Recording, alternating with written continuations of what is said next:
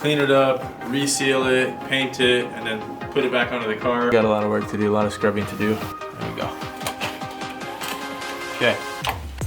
Need to upload a new tune onto this car, and we're going to test fire it. There we go. That's good. Andersen.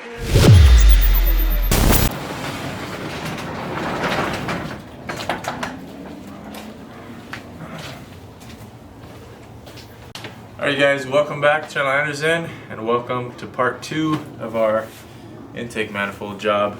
In this episode we're going to break it down, clean it up, reseal it, paint it, and then put it back onto the car. Also do the injectors and the throttle body, of course. So step number 1, we're just going to dive in. I'll get you guys a closer look. Get all the bolts out. There are a bunch of T30s to get this top shell off.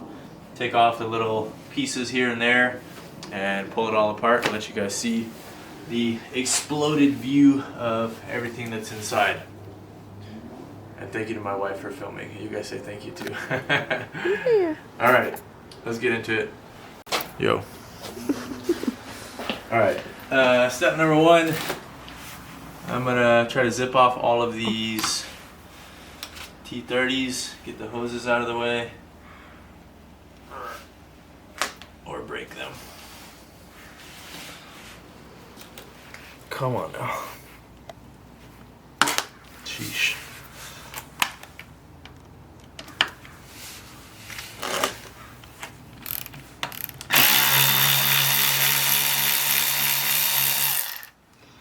Alright, I most likely won't reuse this hardware, but we'll keep it just in case.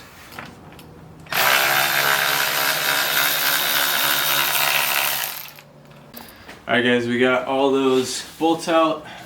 There's what, 2, 4, 6, 8, 10 of them I think. I'm going to get the secondary air injections off. So try to just hit them. You want to turn them left and right. Remember, you don't want to try to pop them straight off.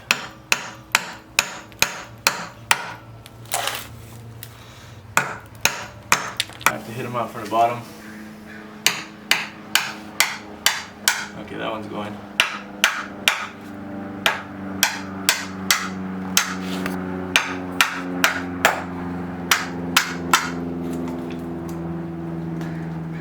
Alright, here's one. Keep your gaskets. We're gonna reuse those. Get my little tray real quick. Keeping track of everything. Gaskets, garbage, telephone, shallow. Okay.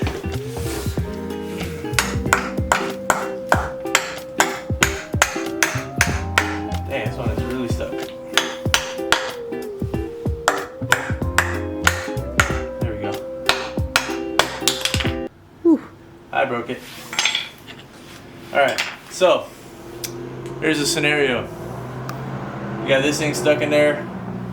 Your block-off plate will never go down there if that does happen, so we need to find a socket that will fit basically the inner, it's too big, the inner side of this, too big. Perfect. Okay, right here. And then basically gonna try to chop this bad boy out. Which side is it? This side? Yeah, this side.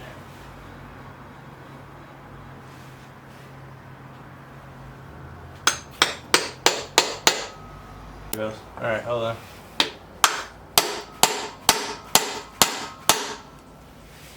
Almost. Got it.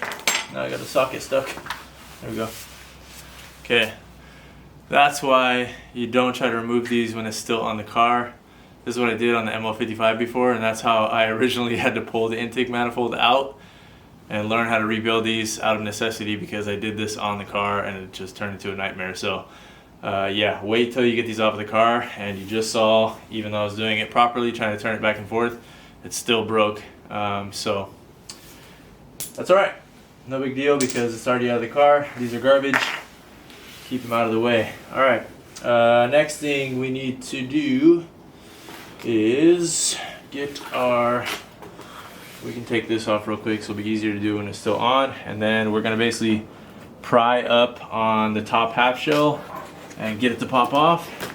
And then we'll get to see everything internally. And that's where the fun begins, so.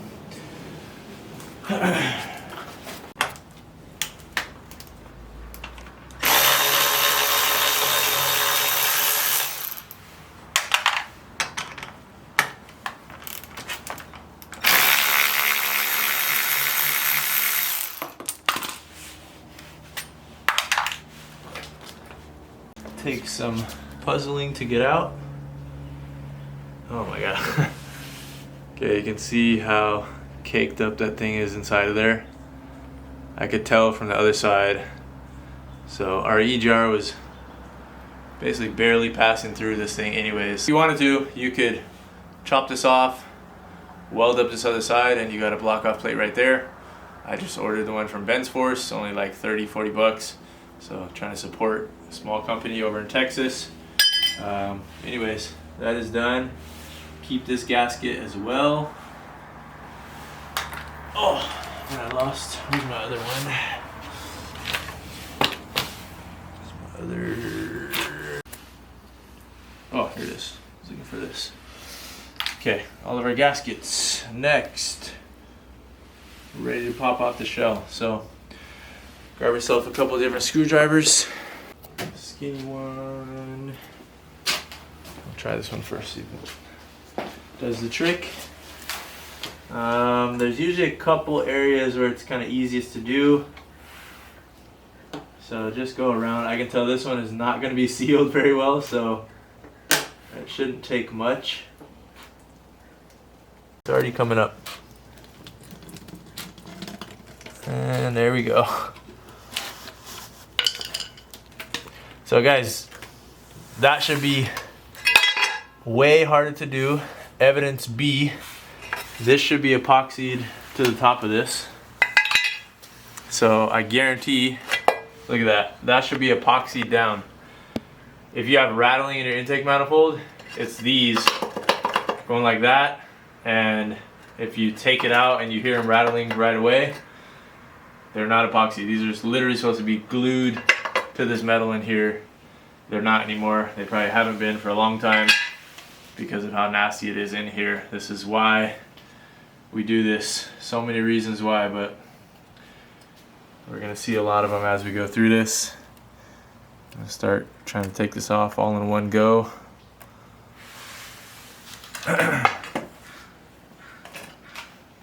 Okay, there we go. There's what was your seal. Obviously we'll have to scrape this down and clean it off, but we got it for now. The inside is so nasty. Oh my god, dude. This is the worst one I've seen for sure. This is probably not working correctly right now, or not working as efficiently as it should. So we got a lot of work to do, a lot of scrubbing to do, but there it is. You have some tiny, I think these are like T20s or T15s. There's one here, one here, one here, one here, and same thing on the bottom side, 4. Those are what allow these baffles to come up. What I like to do is use a big screwdriver wrapped in a microfiber towel, and we'll pry them up after. So be back in a second. Let me find my tools and we'll get those off. These are T20s. In fact, this tool, by the way, I love this thing. It comes in handy so much. Icon tool set from Harbor Freight. Anyways, it always comes in handy for the Benzes. So crack these loose real quick. They should not be very tight, but be careful. You do not want to strip these. I guess you could find replacements, but they're a pretty unique size, so you might have a hard time finding them.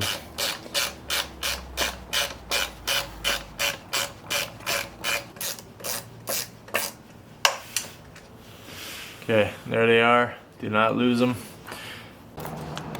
If anybody would like to buy any of these cars, except for the ML55, I'll be taking some orders personally.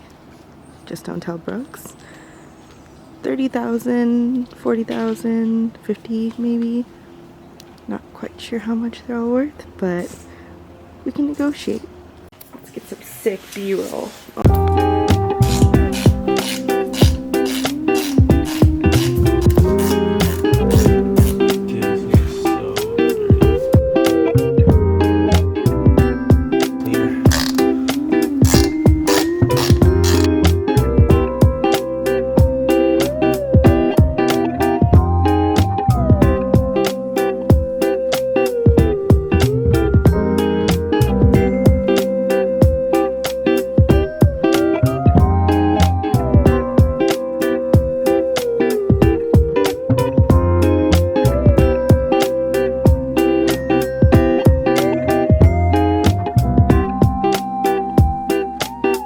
Alright guys, we're going to go ahead and start breaking down the baffles inside.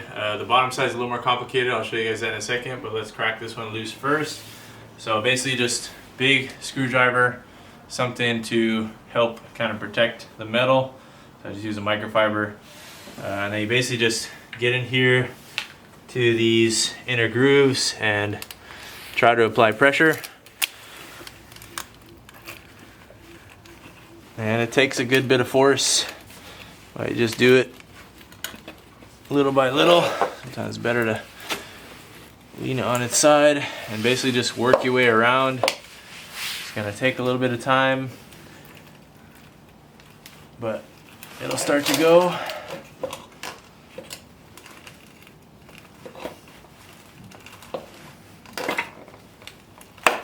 There we go.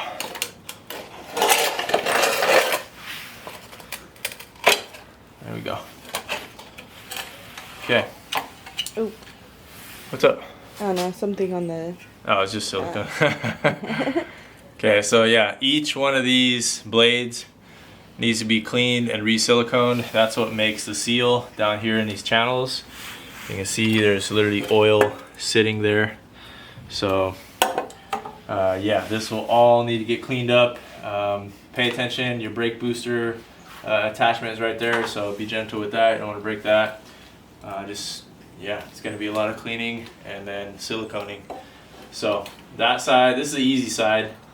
I'll leave this here and then move on to this one. A little more steps to break this one down. You can pause it. There. Yeah, it's the same one. It's the same one? Yeah. Jeez, that thing is big. That's my side mechanic over there. His name is Giorgissimo. Giorgissimo Francesco Bernoulli. My drawer's stuck, you guys. Stay organized, y'all. Okay.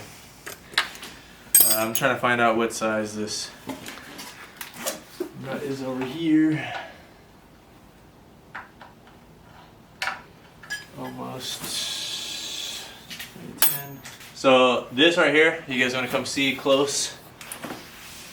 So if I turn this nut right here, you'll see the intake flaps moving. So this is the valve that controls that, the secondary, or not secondary valve, the swirl flap valve.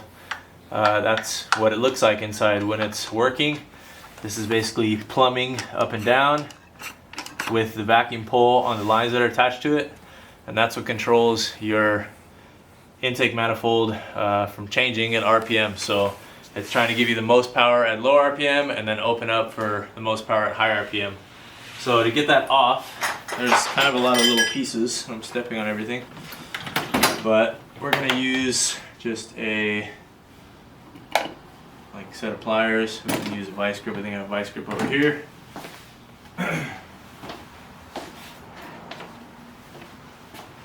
So just to get that nut cracked open, we're gonna hold, you can see, you wanna come see this? So right here, this end is like a squared off end.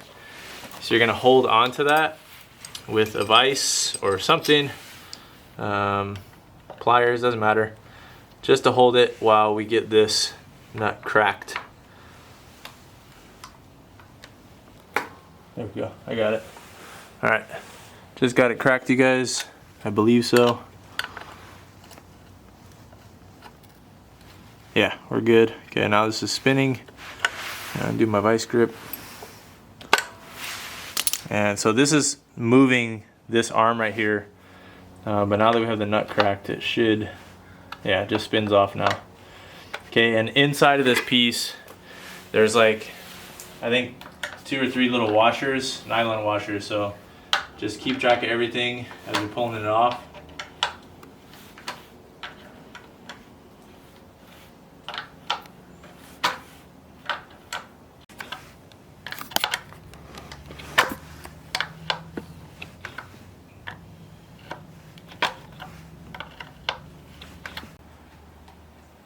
Okay, and then before you try to take this off, we're gonna undo these bolts over here. These are both T30s as well.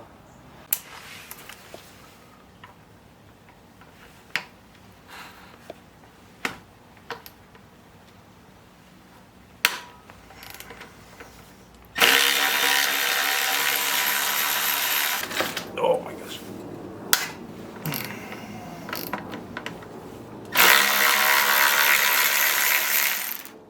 And now we're free.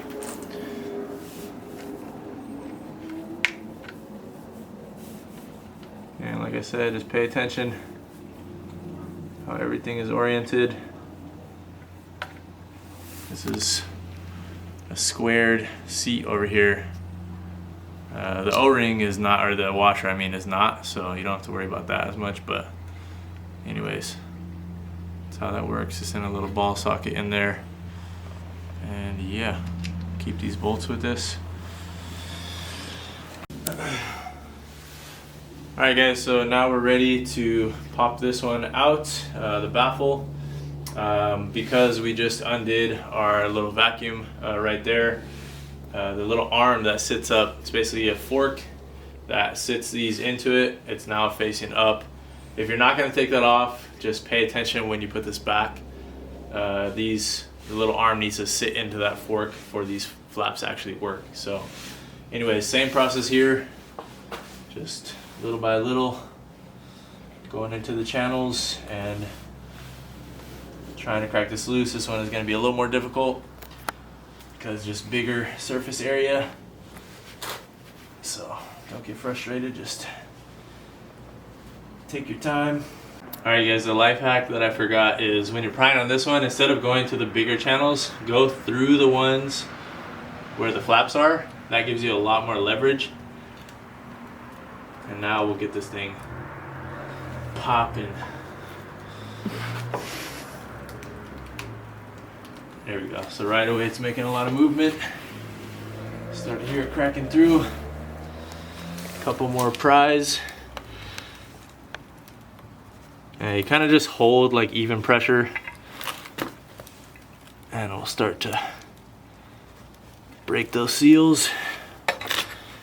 This one, like I said, it's just got a lot more on it, so it takes a little more, but there we go. Other side. Aha.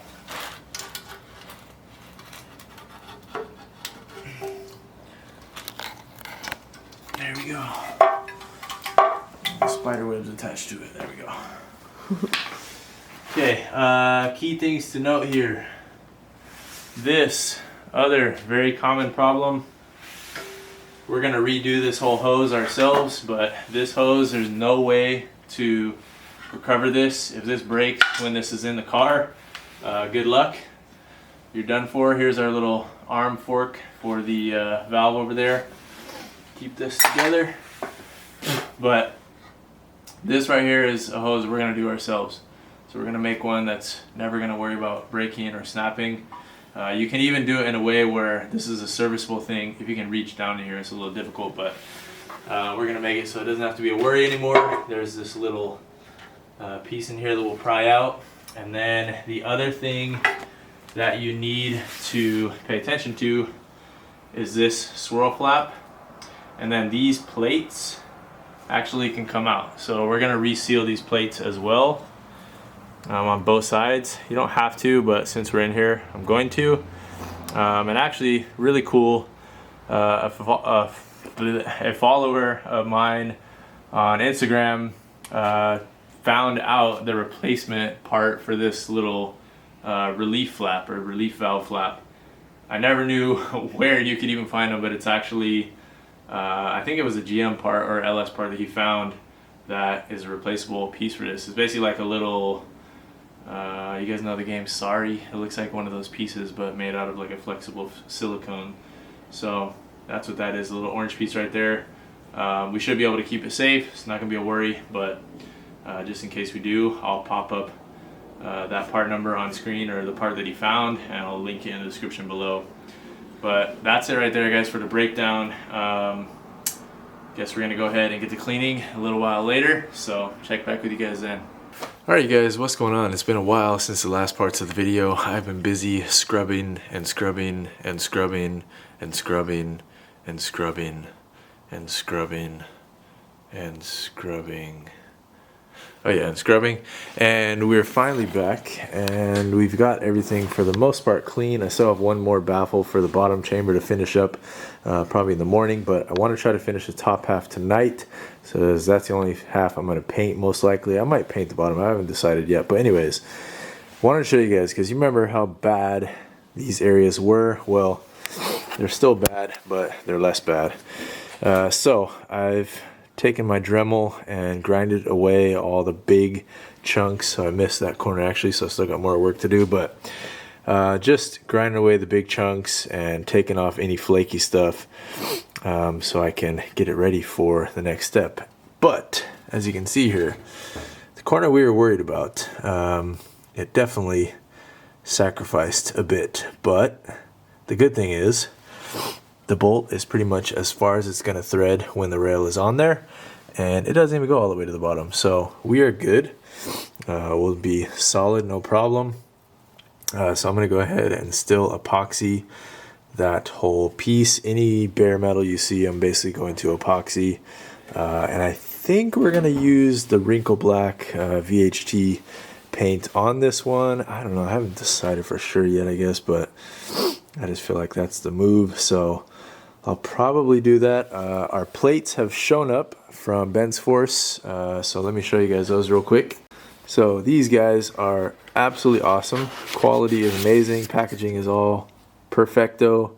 Ben's Force right there, go check them out.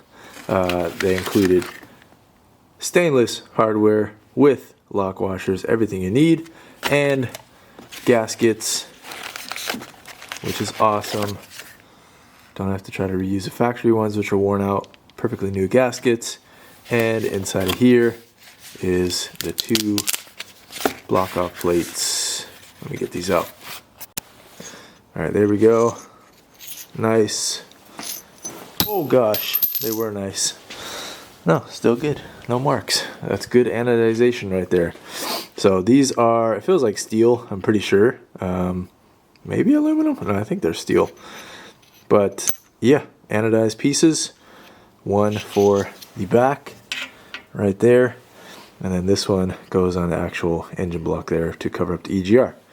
So I want to get this thing back in here, but we got to do it properly, like the theme of last videos was. My son says do things properly, we got to do it properly.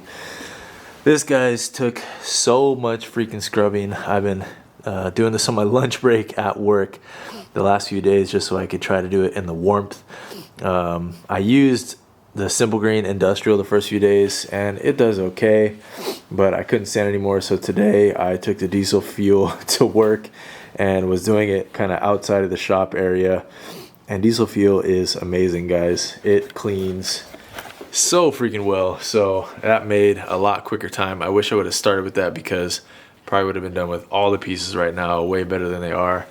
They're already pretty good, but not perfect, so we're gonna try to do one final pass with some brake clean and just wiping them down with the rags and get them good. They don't need to be 100% like brand new clean, but as long as the majority of the stuff off, which you guys remember what they looked like, the majority of the stuff is definitely off. So we just got a little more fine tuning to do, things like our runners here and just little things, little crevices, making sure every little nook and cranny is clean, where all the silicone will lay, etc. So I'm gonna go ahead and finish up grinding away the spots I need to over here, and then I'll lay on some epoxy.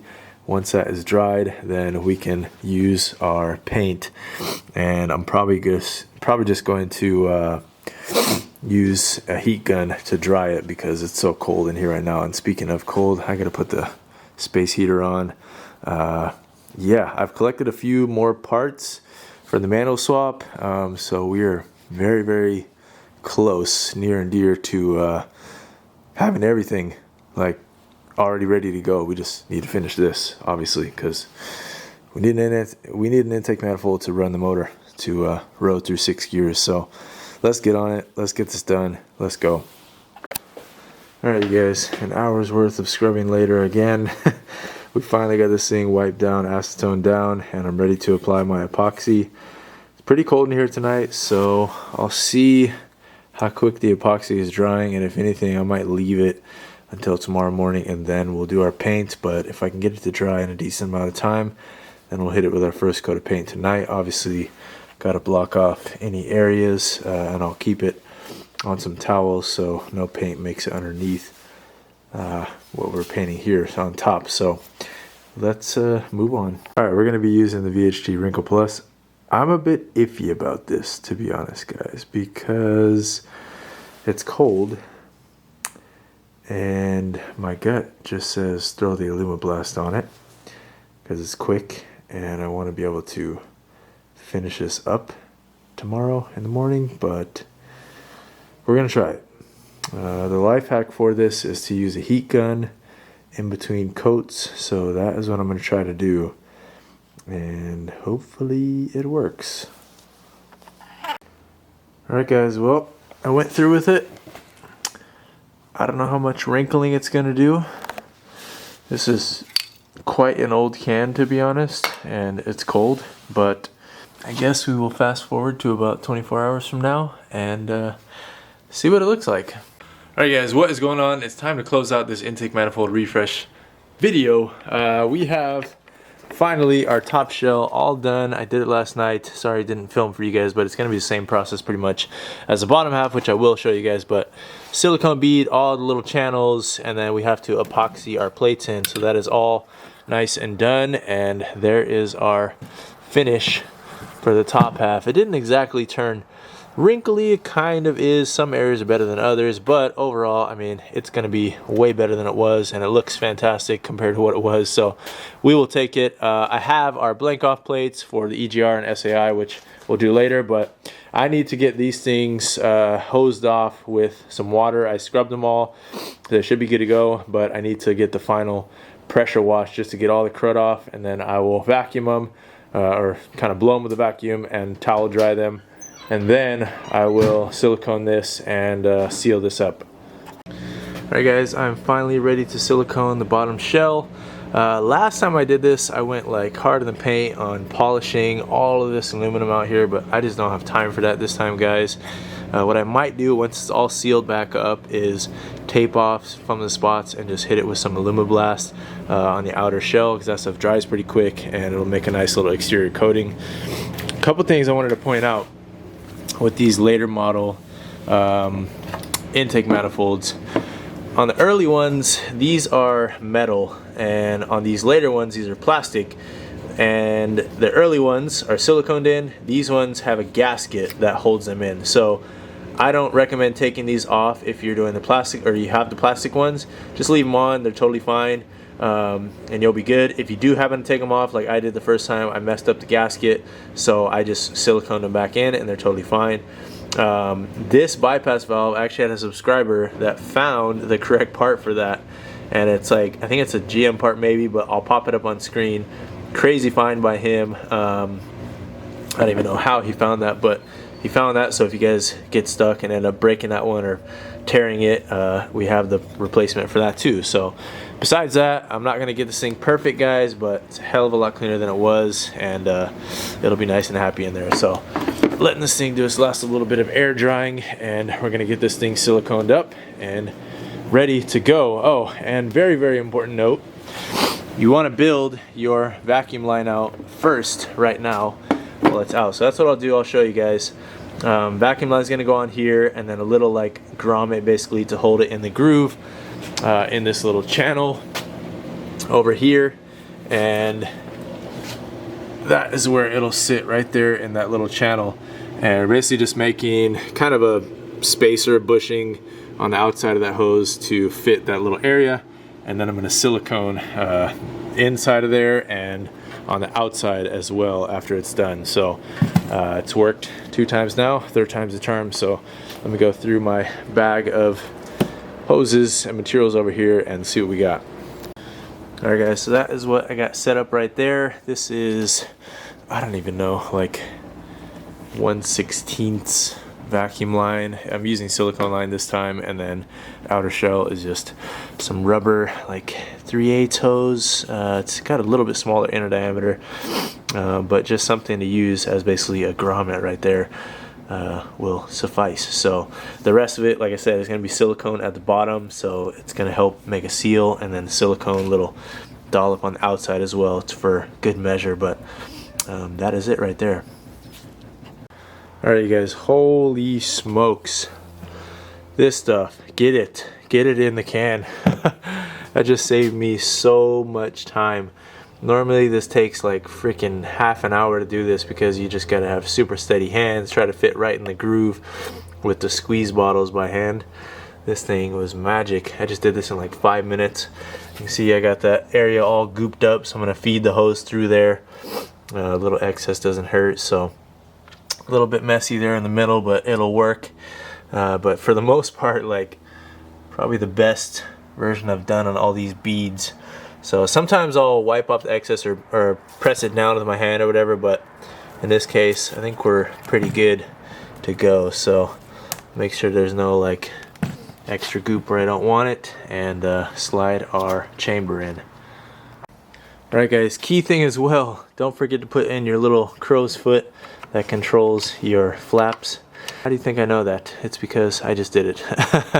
So I started putting everything down, and then I had to pull it back out and realized I forgot to put that back in. So anyways, not a big deal. It's back in. Bolts are in, or little tiny screws, Torx head screws, are T20s I believe. And then this hose, like I said, I'm gonna flip this thing over, and underneath it's already pretty gooped up, but I'm gonna put like a nice little layer underneath here and just kind of solidify. This hose fits like perfectly inside of that diameter anyways, but doesn't hurt, so I'm gonna add some on. Alright you guys, upper shell is siliconed. Just get everything nice and neat in the grooves, well, as neat as you can. I also like to silicone across these areas here, because those are mating surfaces on these channels here. So have your bolts ready and just kind of sandwich things down. There are dowels right here and right here that will help align your plate, so just try to get it lined up neatly, let it sit there, and we'll get our bolts in after. Sorry I'm not showing you guys this while I'm doing it, it's just time efficiency. Alright guys, I'm jumping back and forth between videos here, but this is sealed up. We got our vacuum chamber back on. That is working. I'll hook up the vacuum lines once it's on the car. I leave this basically just like hanging, that I can cut it to the correct length. I think it plugs in here. I can't remember. I'll have to look at mine. And then there's a vacuum line that goes in here as well that I'll replace. I think that one goes to here, and then this one goes to here. I can't remember off the top of my head, to be honest. And then there's 2 that also plug in up front to little valves. So we should be good. All the bolts are torqued. This has been sitting for more than an hour, so all the silicone should be cured. And yeah, brake line, I'll put my throttle body back on here before we go throw it in right now, and should be good. Alright guys, intake manifold video is pretty much done. Sorry I didn't show you guys underneath, but I used the studs. I don't know why I wasn't recording, but you guys have seen me use these before. Studs instead of the bolts and nuts. I believe I already showed you guys at the beginning, otherwise I'll link those down below. And yeah, everything's bolted on. I have the airbox on. I need to upload a new tune onto this car, and we're going to test fire it. I guess I'll include it in this video It's more important for the manual swap video because we have the manual flywheel and starter ring bolted up right now. So catch you guys in a second. Alright guys, and I felt bad, so I want to show you guys a proper look at it. There it is installed. You can see the nuts and bolts, or nuts and what's it called? I don't know what I'm talking about. Studs, yeah, studs. Yeah, besides that, just buttoned up, pretty much reverse of what we did to get it out. So, a little cleaner up here. I will put my other bracket on that I already modified from the silver car. New lesson learned, and thank you to the Master Tech overseas that messaged me and caught it on the video with a keen eye. These two bolts down here, as well as these two on this side, are actually bolts for the head. The M113 heads have like this weird wing in the front on both sides, and I'd been running the silver C55 with no bolts there for who knows how long. So put those back, so be sure you do so as well if you decide to do anything with this bracket. But besides that, pretty much just as you would for any other intake manifold on any M112, M113. So probably close it out after, hopefully it fires up here after the tune uploads. Alright you guys, Shiesty Anderson's back for the last clip of this video. It's freezing cold outside, as said as it might snow, but I wanted to give a little update. The last part of this video, I was confused. I was like, what is going on? Because the intake manifold is making some crazy noise. And I was like, okay, what did I do? What could I have done wrong? But it was just me making a bonehead mistake and putting the gasket on backwards. So what are we gonna do now to close out the video is try to fire this thing up. Let's start it just to close out the video, show that this thing is working properly, and after that, hopefully the next start is gonna be when this whole manual swap is done, which will be in a whole nother set of videos like I said earlier, but let's start it up. Alright guys, so the other day, after that little saga, the starter was a little sticky, so I'm sure it's still not aligned perfectly. I did put bolts in it and make it pretty solid, but it's not perfect, so hopefully it'll kick over on the first try right now. There we go, that's good.